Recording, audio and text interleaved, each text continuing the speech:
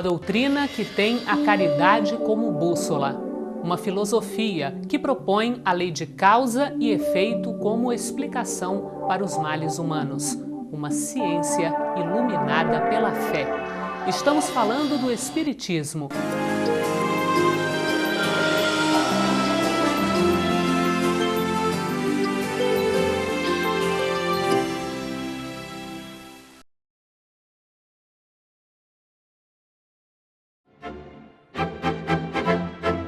Olá, amigos. Hoje o programa Transição, a Visão Espírita para um Novo Tempo apresenta um tema da maior importância, a influência dos espíritos nos nossos pensamentos.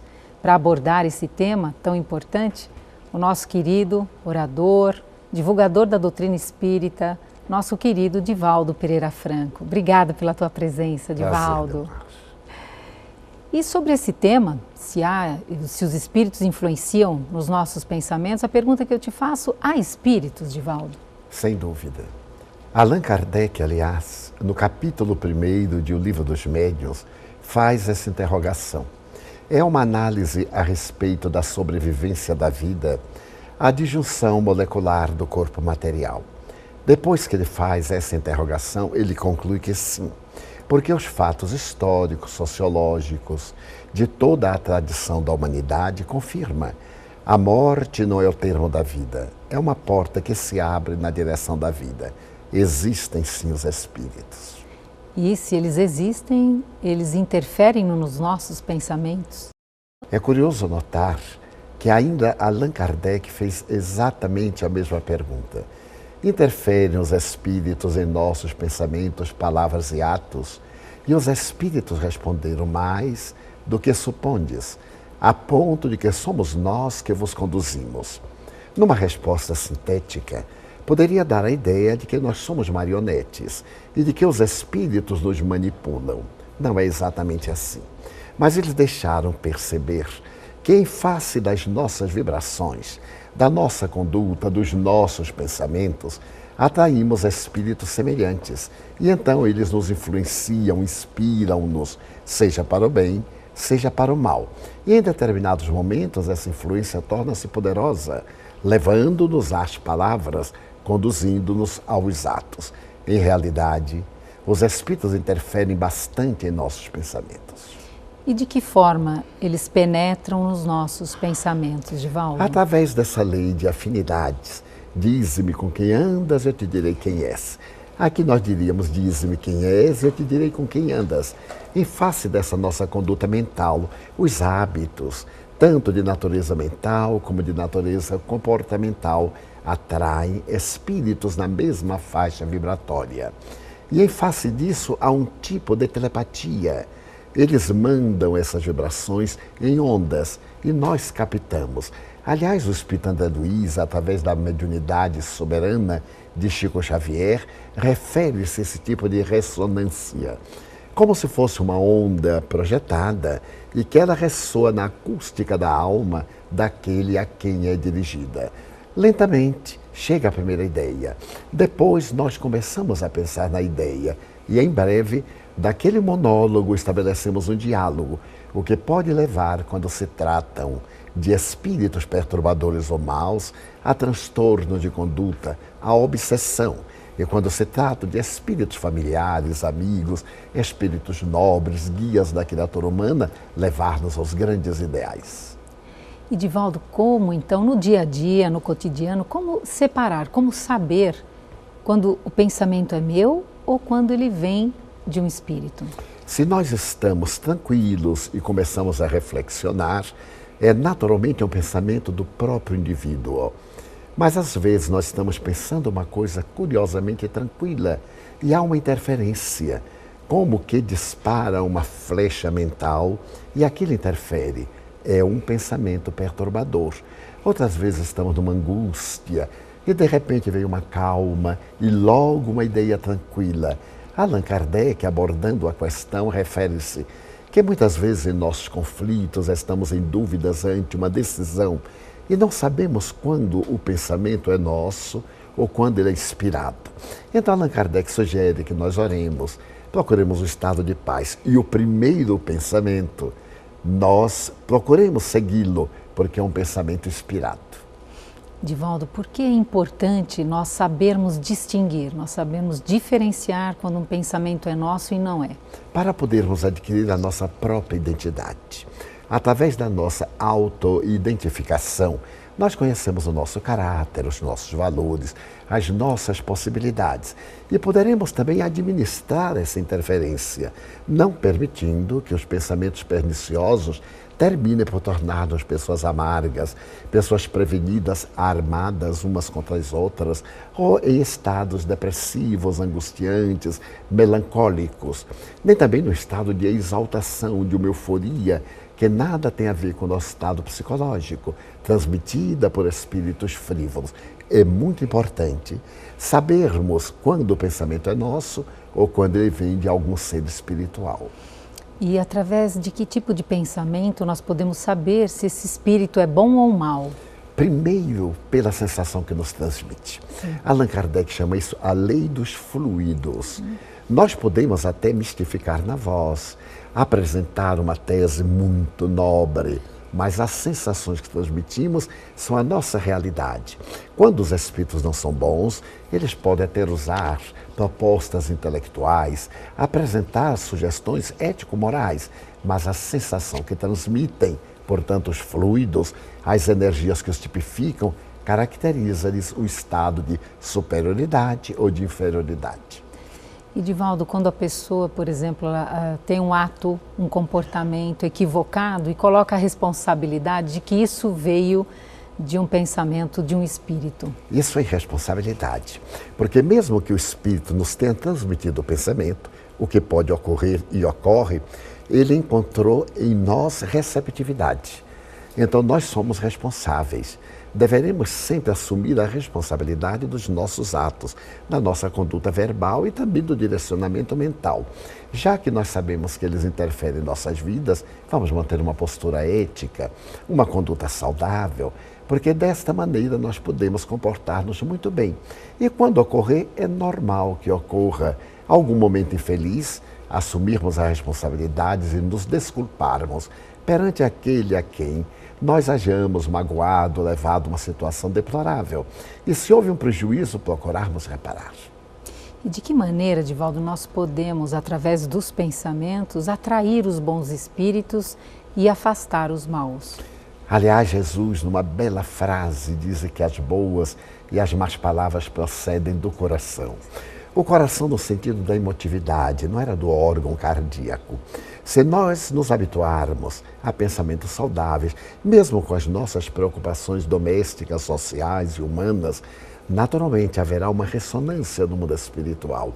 Se criarmos o hábito salutar de pensar nas coisas boas, boas no sentido de edificantes, aquelas que promovem o indivíduo, como diria Allan Kardec, de conteúdo moral, que tem a ver com as leis de Deus, então nós atrairemos espíritos superiores.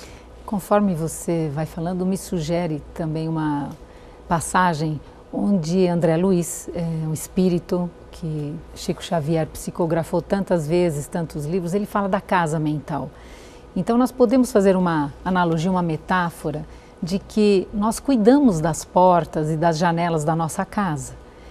E na casa mental é importante fazermos a mesma coisa, cuidarmos das portas e das janelas. Exatamente. Porque você não abre a porta para estranhos ou pessoas que querem invadir ou que querem dificultar ou trazer algum prejuízo. E por que às vezes abrimos as portas e as janelas mentais para que entrem esses pensamentos? Por negligência, por acomodação, até pelo ato da rebeldia. Jesus refere-se praticamente a isso. Quando o espírito mau perturba o indivíduo e ele resolve por mudar de conduta a vítima, o espírito mau sai e vai buscar 7. Se encontra a casa, aí está. A casa mental desarrumada, são 8 que passam a habitá-la. Mas se a encontram asseadas, então naturalmente eles não têm como comunicar-se. Qual seria o asseio? A edificação moral dos pensamentos corretos. Não é necessário que sejam pensamentos religiosos, mas pensamentos nobres, dignos, pensamentos que fomentem o progresso, que colaborem em favor da harmonia, que contribuam para o bem de si mesmo e o bem do grupo, da sociedade. E de que maneira os espíritos, quando estão próximos, eles observam os nossos pensamentos? Porque à medida que nós pensamos, nós emitimos ondas e essas ondas muitas vezes têm cor. Curiosamente, quando se trata de um espírito muito perturbado, ele não tem a capacidade de identificar, mas ele sente uma atração, como do aço que atrai pedaços de ferro.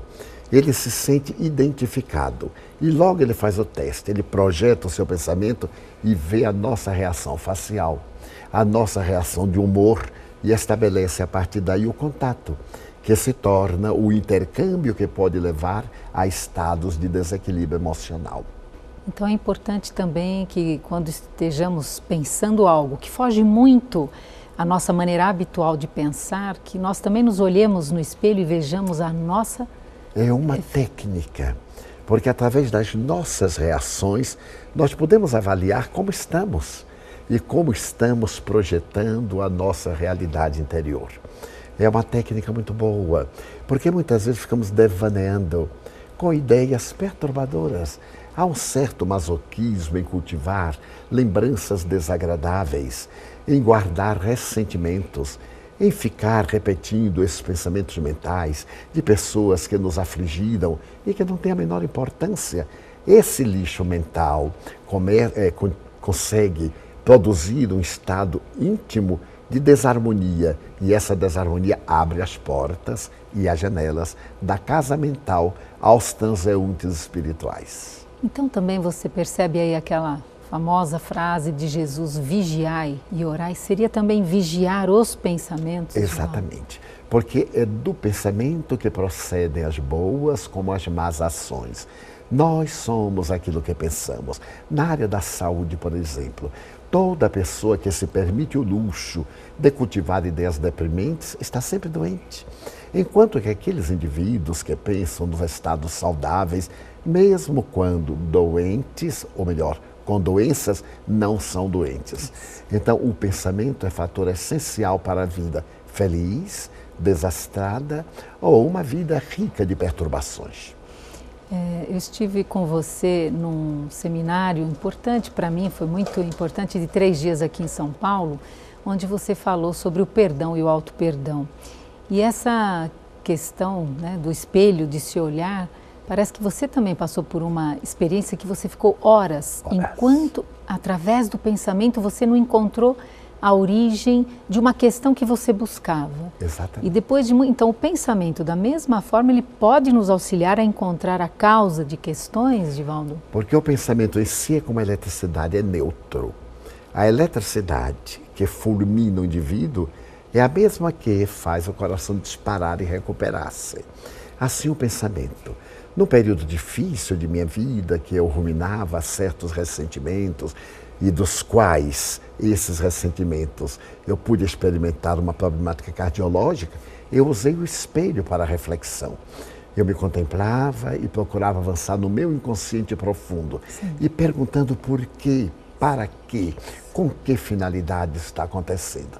E como estava no arquivo do meu inconsciente, à medida que eu me fui abstraindo do problema em si, eu encontrei as causas, os mecanismos, as respostas e libertei-me completamente. E nesse campo também os espíritos nos assistem quando temos essa intenção de buscar em nós as origens ou do desequilíbrio ou da desarmonia, também temos aí a presença mental dos amigos espirituais no nosso pensamento. Sem a menor sombra de dúvida, porque o amor que esses espíritos nobres nutrem por nós é tão grande que toda vez quando nós lhes ensejamos uma oportunidade, eles acercam-se, nos inspiram-nos e conduzem-nos. Daí a resposta deles a Allan Kardec: mais do que imaginais, a ponto de que somos nós que vos conduzimos. Eles nos induzem. Muitas vezes no estado de paz, nós temos um insight. Este insight, essa iluminação, é a presença de um espírito bom, dando-nos uma ideia oportuna, que nós poderemos aplicar na primeira oportunidade. Então, os bons espíritos estão sempre conosco. É da tradição religiosa o anjo da guarda. Ele estaria ao nosso lado, o guia espiritual, ou algum familiar muito querido, contribuindo para a nossa harmonia, para a nossa paz. Divaldo, muito obrigada pela tua presença, por esses esclarecimentos tão importantes. E você que está nos vendo e nos ouvindo, que possa se sentir estimulado a rever os seus pensamentos, a transformá-los, a dar-lhes forma para que a sua vida se transforme num jardim, como já foi colocado aqui, onde a espiritualidade encontre espaço para que a sua vida seja repleto de aromas e de perfumes. Até o próximo programa Transição, a visão espírita para um novo tempo.